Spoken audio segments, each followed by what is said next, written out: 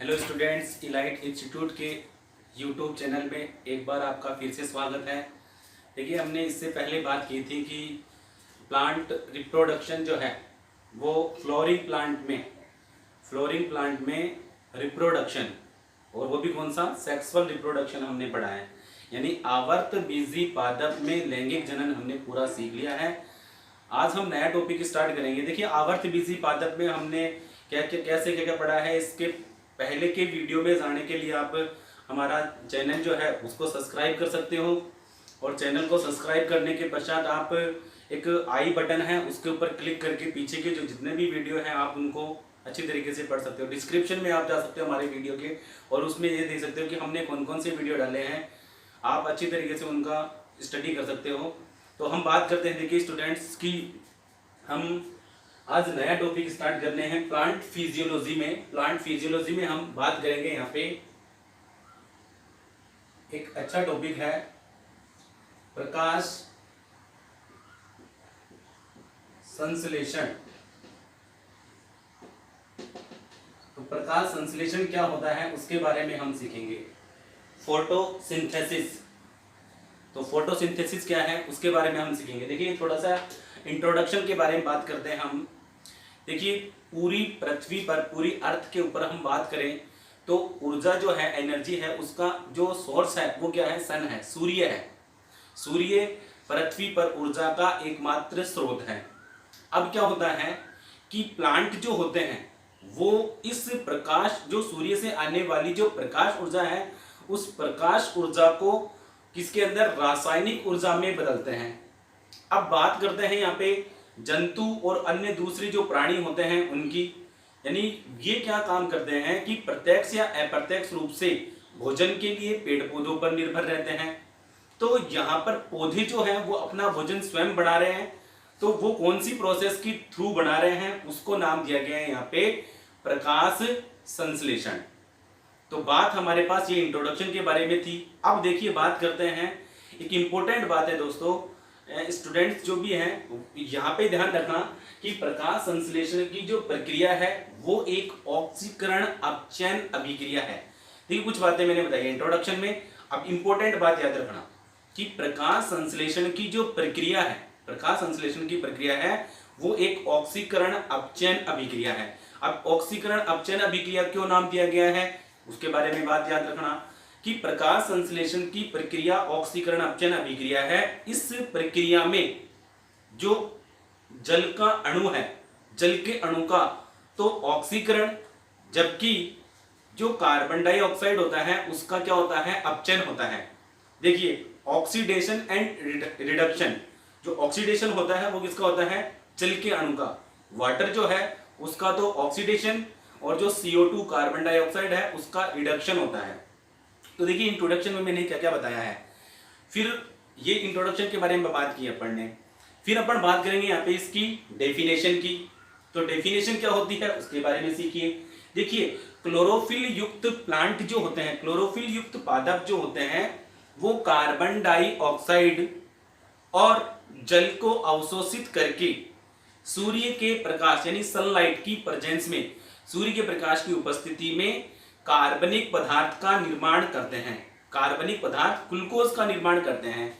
इसी प्रक्रिया को क्या कहता है, प्रकाश संश्लेषण। एक और बात याद में, यहाँ पर कार्बनिक पदार्थ यानी ग्लूकोज या कार्बोहाइड्रेट का तो निर्माण होता ही है, साथ साथ यहाँ पे ऑक्सीजन जो है वो भी बनती है। तो बाई प्रोडक्ट, यानी जो बाई प्रोडक्ट होता है, जो दूसरा उप उत्पाद, दूसरा जो उत्पाद बनता है वो क्या होता है, ऑक्सीजन। देखिए, मैंने दो तीन बातें बताई, एक तो डेफिनेशन और इंट्रोडक्शन अपन ने बताया है। तो एक बार बात करते हैं। देखिए, हम बात कर रहे हैं यहाँ पे प्रकाश संश्लेषण। देखिए, इंट्रोडक्शन में सबसे पहले हम बात करेंगे कि पृथ्वी पर ऊर्जा का एकमात्र स्रोत जो है, स्रोत सूर्य है। पौधे, प्लांट कह सकते हैं अपन,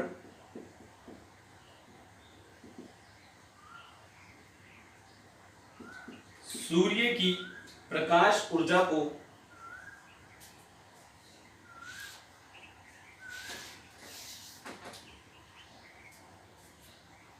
पौधे प्रकाश ऊर्जा को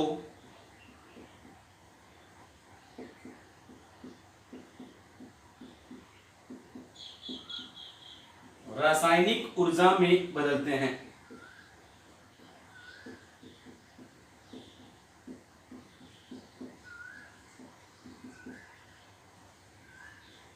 देखिए, जो जंतु होते हैं, जंतु जंतु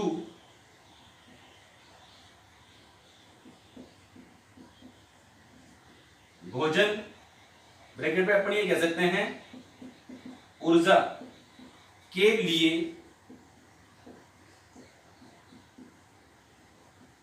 प्रत्यक्ष या अप्रत्यक्ष रूप से, प्रत्यक्ष या अप्रत्यक्ष रूप से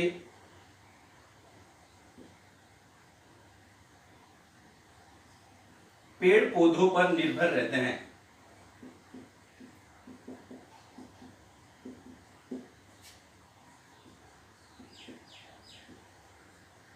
देखिए, ये तो था इंट्रोडक्शन। अब बात करते हैं हम यहाँ पे इंपॉर्टेंट बात कि प्रकाश संश्लेषण की जो प्रक्रिया है, प्रकाश संश्लेषण की जो प्रक्रिया है वो एक ऑक्सीकरण अपचयन अभिक्रिया है। ध्यान रखना स्टूडेंट्स, ये इंपॉर्टेंट बात है। प्रकाश संश्लेषण की प्रक्रिया एक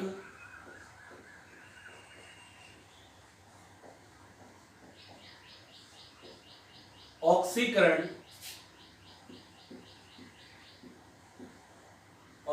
अपचयन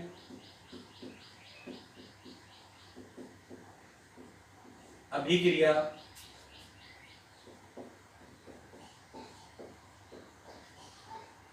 ऑक्सीकरण अपचयन अभिक्रिया होती है।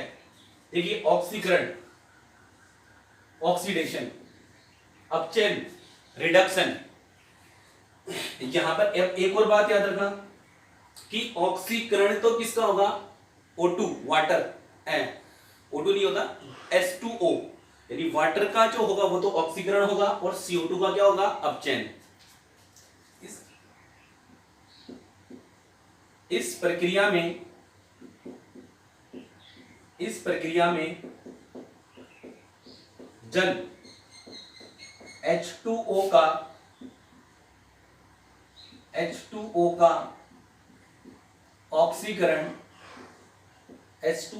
ऑक्सीकरण तथा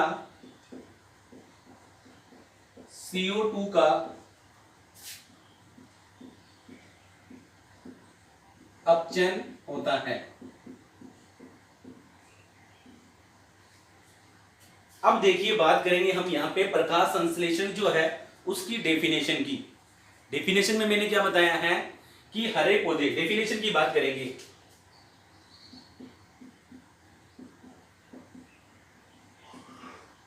परिभाषा, डेफिनेशन की बात करेंगे। देखिए, डेफिनेशन में क्या होगा,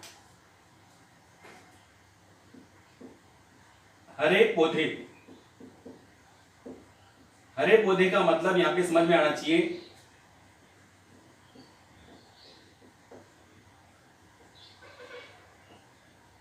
क्लोरोफिल युक्त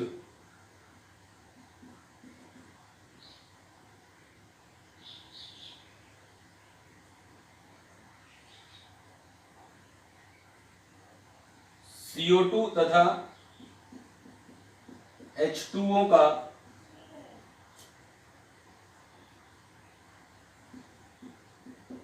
अवशोषित कर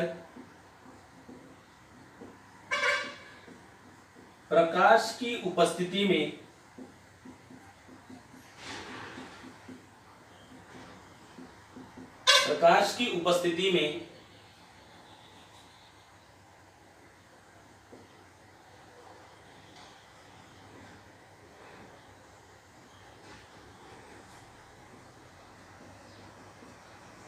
ग्लूकोज का निर्माण करते हैं। ग्लूकोज का निर्माण करते हैं,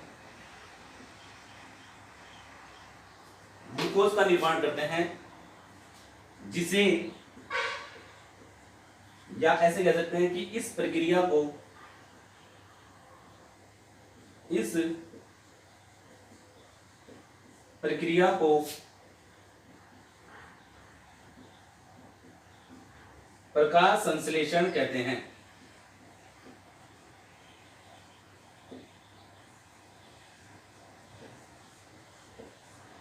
ये दूसरी बात हमारे पास एक तरीके से डेफिनेशन और कुछ इंट्रोडक्शन। अब हम बात करेंगे कुछ बातें की और फिर हम पढ़ेंगे यहाँ पे इसका हिस्ट्री यानी इसका इतिहास। देखिए कुछ बातें करेंगे हम यहाँ पे, ये जो डेफिनेशन और ये इंट्रोडक्शन था। अब यहाँ पे कुछ बातें हम सीखेंगे और फिर हम पढ़ेंगे यहाँ पे कुछ इसकी हिस्ट्री। स्क्रीनशॉट लीजिए इसका एक।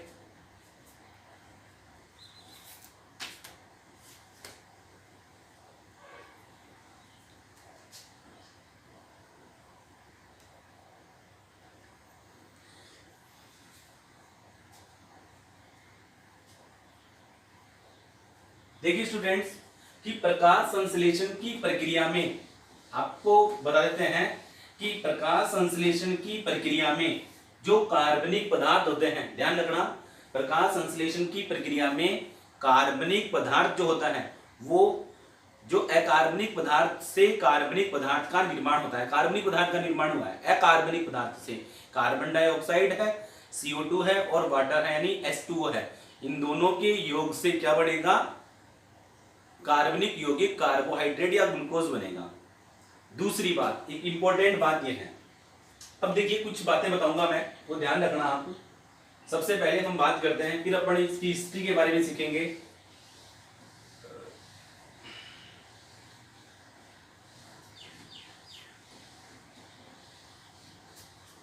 देखिए एक रिएक्शन के सहायता से हम यहाँ पे प्रकाश संश्लेषण को समझ सकते हैं।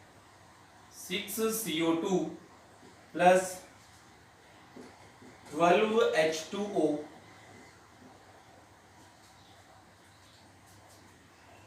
C6H12O6 plus 6H2O plus 6O2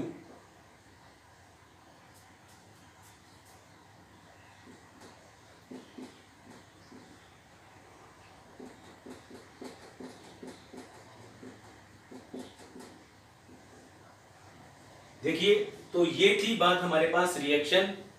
इसमें कार्बन डाइऑक्साइड और जल का उपयोग करके प्रकाश की उपस्थिति में क्लोरोफिल युक्त प्लांट है वो ग्लूकोज का निर्माण करते हैं।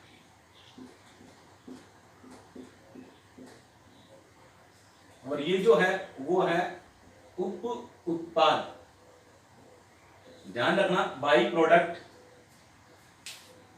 ऑक्सीजन जो है वो बाई प्रोडक्ट है, मुख्य उत्पाद जो है वो तो ग्लूकोज है, और बाई प्रोडक्ट उप उत्पाद जो है वो क्या होता है? प्रकाश संश्लेषण में ऑक्सीजन होता है। ये तो थी बात हमारे पास डेफिनेशन। और अब हम बात करेंगे यहाँ पे, देखिए इंपॉर्टेंट बात है, कुछ 4-5 बातें बताऊंगा। सबसे पहले एक तो देखिए जो प्रकाश संश्लेषण की जो प्रक्रिया है वो सभी प्लांट्स में होती है, केवल किसको छोड़कर? अमरबेल को छोड़कर। ये इंपॉर्टेंट फैक्ट है, अमरबेल को छोड़कर सभी पौधों के अंदर कौन सी प्रक्रिया होती है? फोटोसिंथेसिस। दूसरी हम बात करें जैसे टोनोस्पोरा है, ट्रोपा है, आर्किड है, ये ऐसे प्लांट हैं जिनकी जड़ों के अंदर क्या पाया जाता है? क्लोरोफिल। जिनकी जड़ों में क्लोरोफिल पाया जाता है, और जड़ों में क्लोरोफिल पाए जाने के कारण ये क्या होते हैं? एक तरीके से प्रकाश संश्लेषी होती है। जड़ें जो होती हैं वो क्या होती हैं? प्रकाश संश्लेषी। नेक्स्ट हम बात करते हैं कि प्रकाश संश्लेषण का जो प्रकाश संश्लेषण के बारे में सबसे पहले स्टीफन हेल्स नामक वैज्ञानिक ने बताया था। उसने बताया था कि कार्बनिक जो पौधे जो होते हैं वो कार्बनिक पदार्थ का निर्माण करते हैं। समझ में आ रही बात? अब देखिए प्रकाश संश्लेषण की प्रक्रिया के बारे में स्टीफन हेल्स ने बताया था, इसलिए स्टीफन हेल्स को प्लांट फिजियोलॉजी का फादर यानी पादप कार्यकी का जनक जो कहा जाता है वो किसे कहा जाता है? स्टीफन हेल्स को। तो ये कुछ बातें थी जिसके बारे में हमने सीखा है। देखिए एक बात और बताते हैं, कुछ एक बातें कि सबसे पहले जो प्रकाश संश्लेषण है उसका अध्ययन जो प्रकाश संश्लेषण का अध्ययन है वो जीवाणु में हुआ, लेकिन उस ऐसे जीवाणु में हुआ था जो ऑक्सीजनिक नहीं थी, यानी जो जो ऑक्सीजन उत्पन्न नहीं करते थे। उसके बाद में blue green algae, BGA, blue green algae यानी साइनोबैक्टीरिया जो होते हैं, नील हरी शैवाल जो होते हैं, उनके अंदर ऑक्सीजनिक प्रकाश संश्लेषण का अध्ययन किया गया सर्वप्रथम। ऑक्सीजनिक, ध्यान रखना मैंने वर्ड यहाँ पे किया है ऑक्सीजनिक प्रकाश संश्लेषण का। सबसे पहले जीवाणुओं में प्रकाश संश्लेषण का अध्ययन हुआ था, उसकी खोज हुई थी, लेकिन वो ऑक्सीजनिक नहीं थी। देखो इंट्रोडक्शन में ये डेफिनेशन के बाद में कुछ फैक्ट बताए हैं कि वो आप ध्यान रखना।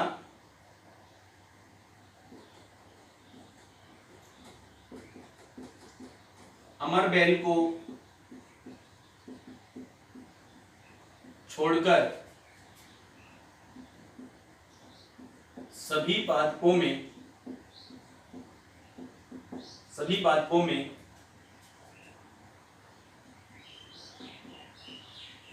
प्रकाश संश्लेषण की प्रक्रिया होती है। प्रकाश संश्लेषण की प्रक्रिया होती है। ये थी बात हमारे पास के बारे में। एक और बात बताते हैं कि कुछ प्लांट ऐसे हैं, जैसे मैंने बताया आपको टोनोस्पोरा है, ट्रापा है, ऑर्किड है। देखो कुछ पादप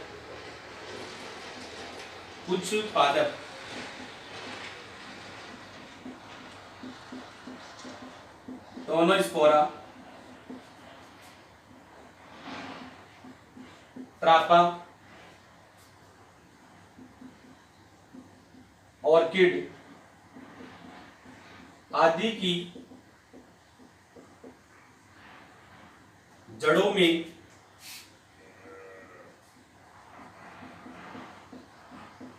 क्लोरोफिल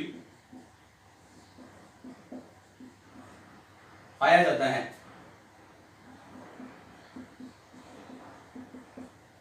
क्लोरोफिल पाया जाता है, अतः ये प्रकाश संश्लेषी होती है।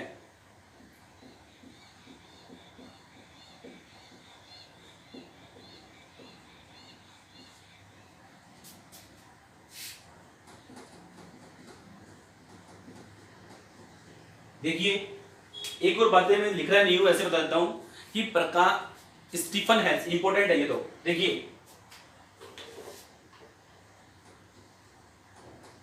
प्रकाश संश्लेषण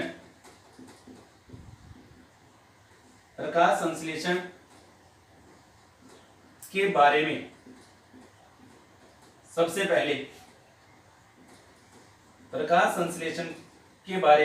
पहले इसने बताया था स्टीफन हेल्स नामक वैज्ञानिक ने बताया था, और इन्हें स्टीफन हेल्स ने बताया जिन्हें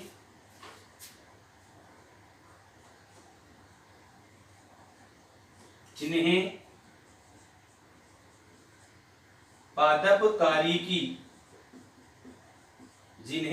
कारिकी का जनक कहा जाता है। ये थी बात हमारे पास, कुछ इंट्रोडक्शन। एक दो बातें और बताता हूं कि सबसे पहले प्रकाश संश्लेषण का जो अध्ययन है, प्रकाश संश्लेषण के बारे में सबसे पहले किसने बताया था? प्रकाश संश्लेषण के बारे में सबसे पहले किसमें अध्ययन किया गया था? जीवाणुओं में, लेकिन वो ऑक्सीजनिक नहीं थी। दूसरी ब्लू ग्रीन एल्गी, नील हरी शैवाल में जो ऑक्सीजनिक प्रकाश संश्लेषण का अध्ययन किया गया। तो ये थी बात हमारे पास, कुछ इंट्रोडक्शन। अब हम बात करेंगे यहाँ पे कुछ हिस्ट्री की। हिस्ट्री का मतलब यहाँ पर यह है कि प्रकाश संश्लेषण से रिलेटेड कुछ बातें हैं, कुछ वैज्ञानिकों ने क्या क्या बातें बताई हैं उसके बारे में, वैज्ञानिकों के बारे में हमने जो क्या कौन कौन सी बातें बताई है उसके बारे में हम सीखेंगे। इसका एक स्क्रीनशॉट लीजिए।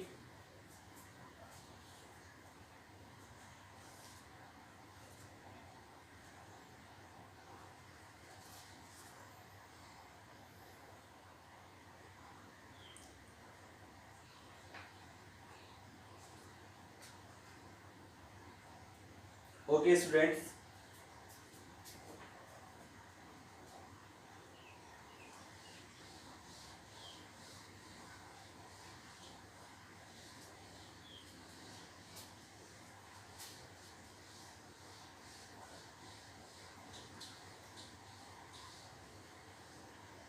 देखिए स्टूडेंट्स, अब इस रिएक्शन में आपको मैं कुछ हिस्ट्री की बात करेंगे अपन। प्रकाश संश्लेषण, नेक्स्ट पॉइंट जो हमारे पास है, प्रकाश संश्लेषण का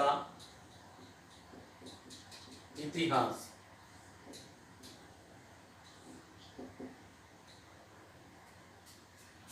देखिए, दो वैज्ञानिक हैं, जीन सिनेबियर और डी सोसर। जीन सिनेबियर और डी सोसर नामक वैज्ञानिक है।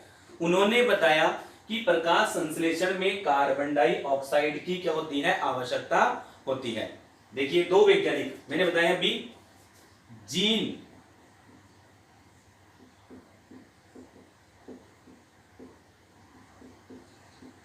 सिनेबियर और डी सोसर, ये दो वैज्ञानिक ऐसे हैं जिन्होंने बताया कि प्रकाश संश्लेषण में किसकी आवश्यकता होती है, कार्बन डाइऑक्साइड की। दूसरी हम बात करते हैं यहां पे, देखिए एक वैज्ञानिक है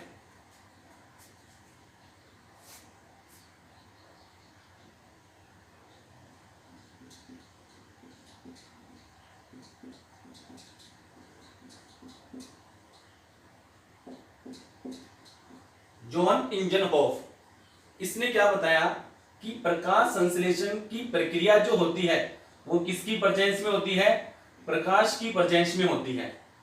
दूसरी बात कि जो कार्बनिक पदार्थ, यानी प्रकाश संश्लेषण की प्रक्रिया में कार्बनिक पदार्थ का संश्लेषण होता है, इसके बारे में भी किसने बताया था, इंजनहोफ ने। इसके अलावा कि पौधे जो होते हैं, पौधे या प्लांट जो होते हैं, वो प्रकाश संश्लेषण की प्रक्रिया करते हैं, और प्रकाश संश्लेषण की प्रक्रिया के लिए क्या होते हैं, कुछ वर्णक, क्लोरोफिल आवश्यक होते हैं। ऐसा कौन से वैज्ञानिक है, ड्यूट्रोच नामक वैज्ञानिक है, उसने बताया। एक वैज्ञानिक है,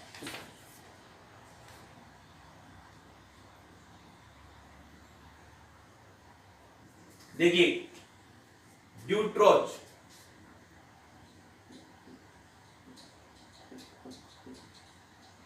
ड्यूट्रोच नामक वैज्ञानिक है। इसने बताया कि प्रकाश संश्लेषण की प्रक्रिया में प्रयुक्त होने वाले जो पिगमेंट्स है, जो है क्लोरोफिल, ये क्लोरोफिल जो होते हैं वो प्रकाश संश्लेषण की प्रक्रिया में क्या होते हैं, प्रयुक्त होते हैं, काम आते हैं। दूसरा हम बात करेंगे यहां पे जोसेफ प्रिस्टले। जोसेफ प्रिस्टले, देखिए जोसेफ प्रिस्टले ने बताया कि पौधे प्रकाश संश्लेषण की प्रक्रिया के दौरान ऑक्सीजन का निष्कासन करते हैं। जोसेफ प्रिस्टले ने बताया कि पौधे प्रकाश संश्लेषण की प्रक्रिया के दौरान ऑक्सीजन का क्या करते हैं, निष्कासन करते हैं, जोसेफ प्रिस्टले ने। तो ऑक्सीजन जो निकलती है, ऑक्सीजन जो निकलेगी वो किससे, यानी ऑक्सीजन जो निकलती है कौन सी प्रोसेस के द्वारा, कौन सी प्रोसेस के थ्रू, यानी प्रकाश संश्लेषण की प्रक्रिया के द्वारा जो ऑक्सीजन निकल रही है, इसके बारे में किसने बताया था, जोसेफ प्रिस्टले ने। देखिए क्या क्या बताया है, एक बार देख लो। दो वैज्ञानिक है, डी सोसर और जीन सिनेबियर। इसने बताया कि प्रकाश संश्लेषण की प्रक्रिया में इसकी आवश्यकता होती है, कार्बन डाइऑक्साइड की। ड्यूट्रोच नामक वैज्ञानिक ने बताया था कि क्लोरोफिल जो होता है, क्लोरोफिल पिगमेंट्स सहायक होते हैं, आवश्यक होते हैं, कौन सी प्रोसेस के लिए, प्रकाश संश्लेषण के लिए। दूसरी बात, जॉन इंजनहोफ नामक वैज्ञानिक है, इसने प्रकाश यानी प्रकाश संश्लेषण, फोटोसिंथेसिस की जो प्रोसेस है वो किसकी प्रेजेंस में होती है, प्रकाश की प्रेजेंस में। और जो प्लांट है वो इस प्रकाश संश्लेषण की प्रक्रिया के दौरान कार्बनिक पदार्थ, ग्लूकोज का जो निर्माण करते हैं, कार्बनिक पदार्थ का जो निर्माण करते हैं, इसके बारे में किसने बताया था, जॉन इंजनहोफ ने।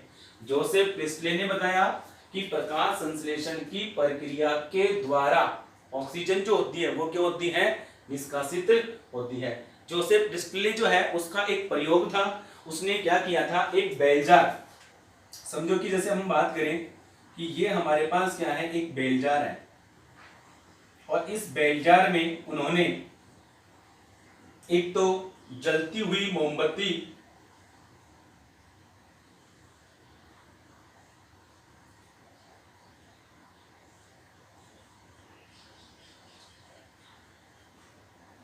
एक तो जलती हुई मोमबत्ती रखी, और पास में ही वहां पर उन्होंने एक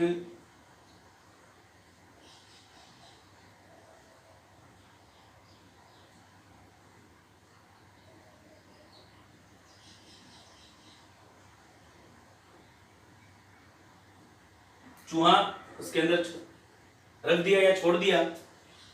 तो देखिए, जब तक इसके अंदर ऑक्सीजन थी तब तक तो ये क्या है, जलती रही। कुछ समय पश्चात यहाँ पर जो ऑक्सीजन पूरी काम आ गई तो मोमबत्ती क्या हो गई, बुझ गई, और उसके बाद में जो चूहा है वो उसके दम घुटने के कारण उसकी क्या होती है, मृत्यु हो जाती है। फिर उन्होंने क्या किया कि इसके पश्चात उन्होंने इस प्रयोग में, देखिए कि जैसे समझो कि यहां पर जलती हुई मोमबत्ती रख दी, और ये था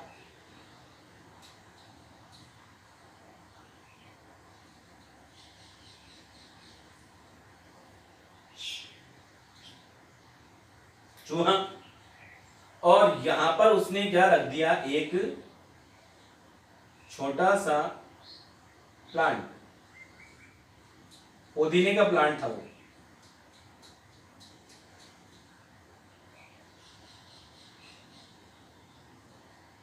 तो उन्होंने पाया कि इस दौरान चूहे की, जब इसके अंदर एक प्लांट रख देते हैं तो इस चूहे की मृत्यु नहीं होती, और मोमबत्ती भी क्या होती है, जलती रहती है।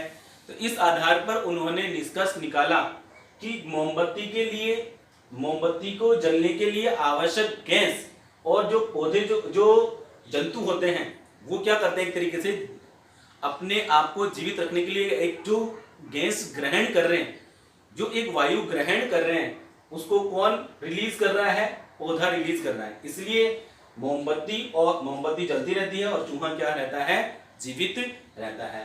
ये प्रयोग किसका था, जोसेफ प्रिस्टले का। आगे कुछ और बातें हैं, अभी बताते हैं।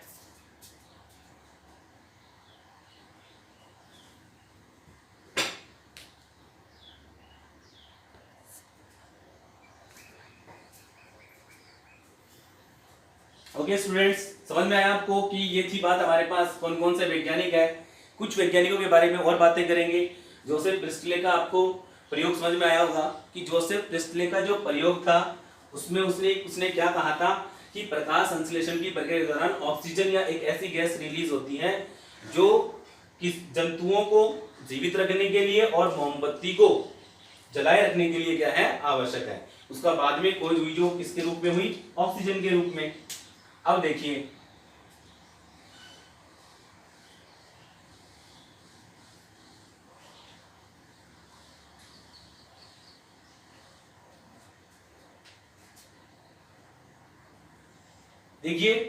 एक वैज्ञानिक है एफ ब्लैकमैन।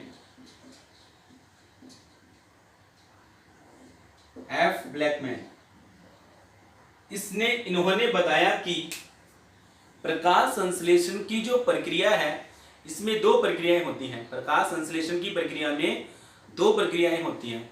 एक में तो प्रकाश की आवश्यकता होती है और एक में प्रकाश की आवश्यकता नहीं होती है। और जिसमें प्रकाश की आवश्यकता नहीं होती है उसे अप्रकाशिक अभिक्रिया या डार्क रिएक्शन कहते हैं। तो डार्क रिएक्शन का जो अध्ययन है वो किसने किया था, एफ ब्लैकमैन ने। देखिए अभी अपन ने बताया कि जॉन इंजनहॉफ जो है उसने प्रकाश संश्लेषण की प्रक्रिया में किसकी आवश्यकता होती है, प्रकाश की। तो दो प्रक्रिया हो गई। एक तो देखो प्रकाश संश्लेषण की प्रक्रिया है वो दो पार्ट में डिवाइड होकर पड़ी जाती है। एक तो प्रकाश की उपस्थिति में और एक प्रकाश की अनुपस्थिति में, प्रेजेंस ऑफ लाइट और एक एब्सेंट ऑफ लाइट। तो प्रेजेंस ऑफ लाइट में जो रिएक्शन होगी उसे कौन सी रिएक्शन कहा जाएगा? लाइट रिएक्शन, प्रकाशिक अभिक्रिया। और जो एब्सेंस ऑफ लाइट में होगी उसे डार्क रिएक्शन या विदाउट लाइट रिएक्शन भी कह सकते हैं, ठीक है। और उसी को वैज्ञानिक के नाम के आधार पर यानी डार्क रिएक्शन कहा गया है। देखिए लाइन समझ में आ गई होगी। इसके लिए इन्होंने बताया कि प्रकाश संश्लेषण, इसके लिए मैं लिख रहा नहीं हूं, बता देता वैसे। एफ ब्लैकमैन ने बताया कि प्रकाश संश्लेषण की प्रक्रिया में, प्रकाश संश्लेषण की जो प्रक्रिया है, प्रकाश संश्लेषण की प्रक्रिया में दो प्रक्रियाएं होती हैं। एक तो प्रकाश की उपस्थिति में होती है, वो क्या नाम दिया गया? प्रकाशिक अभिक्रिया। और जो प्रकाश की अनुपस्थिति में होती है उसको क्या नाम दिया गया है? अप्रकाशिक अभिक्रिया।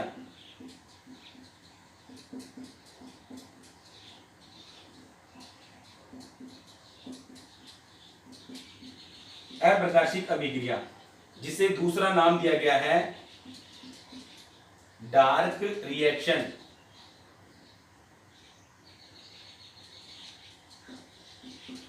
Dark reaction. एक और बात याद रखना कि प्रकाश संश्लेषण में सीमाकारी नियम काम आएंगे, वो आगे बताएंगे आपको। तो जो सीमाकारी नियम दिए थे,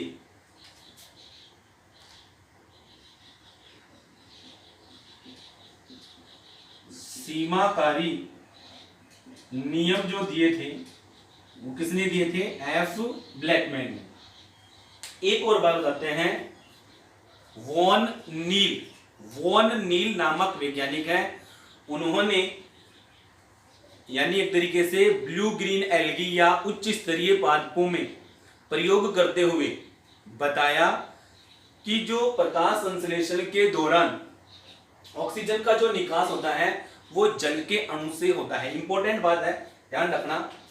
वॉन नील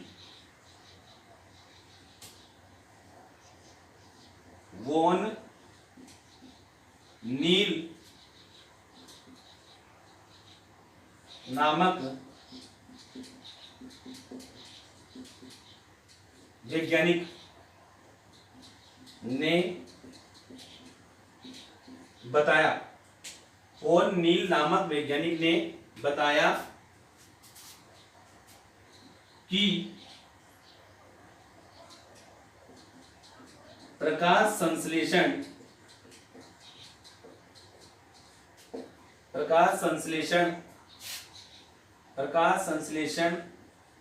के दौरान निष्कासन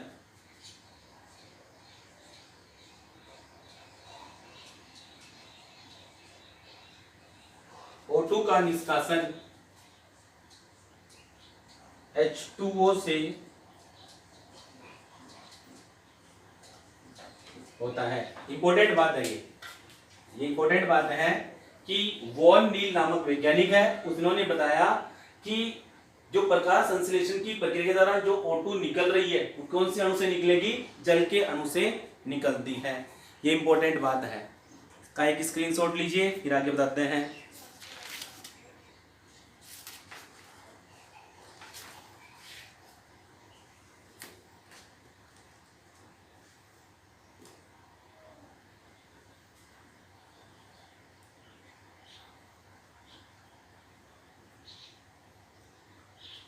देखिए दो बातें और बताते हैं आपको। एक तो इसका स्क्रीनशॉट तो ले लिया, फिर हम बात करते हैं। यहाँ पे दो वैज्ञानिक कौन है? विस्तृत हैं। जैसे अपन बात करें, एक तो जो आगे भी आएगा केल्विन बेंसन, उन्होंने प्रकाश संश्लेषण की अप्रकाशिक अभिक्रिया का एक चक्र होता है केल्विन चक्र, जिसको नाम दिया गया है C3 चक्र, उसके बारे में अध्ययन किया। और एक है हैचवे स्लेक नामक वैज्ञानिक है, उन्होंने गन्ने में C4 चक्र का अध्ययन किया। अब ये C3 चक्र और C4 चक्र क्या है, इसके बारे में हम आगे के वीडियो में पढ़ेंगे विस्तृत रूप से। क्योंकि अभी मैंने बताया आपको कि प्रकाश संश्लेषण की प्रक्रिया दो पार्ट में होगी, एक तो प्रकाशिक और एक क्या होगी? अप्रकाशिक। तो जो प्रकाश संश्लेषण की जो प्रकाशिक अभिक्रिया के बाद में दूसरी, पहले प्रकाशिक अभिक्रिया उसके बाद में होगी अप्रकाशिक, जो अप्रकाशिक अभिक्रिया होगी उसे एक तो C3 चक्र और एक होता है C4 चक्र के रूप में संपन्न होती है, उसको अपन आगे की वीडियो में पढ़ेंगे। तो ये थी बात हमारे पास इंट्रोडक्शन। अब हम बात करते हैं कि प्रकाश संश्लेषण के स्थल, प्रकाश संश्लेषण के स्थल के बारे में हम आगे के नेक्स्ट वीडियो में पढ़ेंगे। स्टूडेंट्स, हमारे वीडियो आपको पसंद आते हैं तो उसको ज़्यादा से ज़्यादा शेयर कीजिए, लाइक कीजिए और सब्सक्राइब कीजिए हमारे चैनल को। Okay students, thank you.